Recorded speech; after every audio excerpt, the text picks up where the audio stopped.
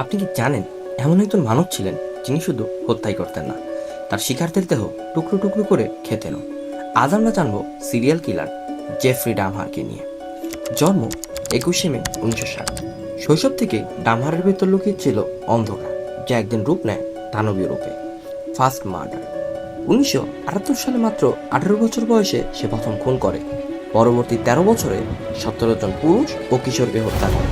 ডামহার শুধু হত্যা করত না, সে মৃতদেহদের অংশ সংরক্ষণ করত এবং মাংস খেত। এজন্য তার নাম হয় মিল্ক ওয়াকি ক্যানিবাল। কিন্তু সব গল্পেরই শেষ থাকে। 22 জুলাই 1991 একটি ভিকটিম পালিয়ে গিয়ে পুলিশকে খবর দেয়। পুলিশ ডামহারের ফ্ল্যাটে গিয়ে দেখতে পায় তার ফ্রিজে মানবদেহের অংশ, অ্যাসিড ভরা ড্রাম, কাটা মাথা ও হাড়ের অংশ। 1992 সালে আদালত থেকে 15টি যাবজ্জীবন কারাদণ্ড দেয়। কারাগারে মাত্র 2 বছর বেঁচে ছিল ডামহার।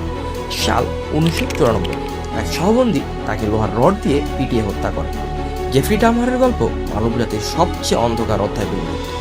আজও তার নাম শুনলে শিহরণ জাগে একজন মানুষ কিভাবে এতটা নিষ্ঠ হতে পারে।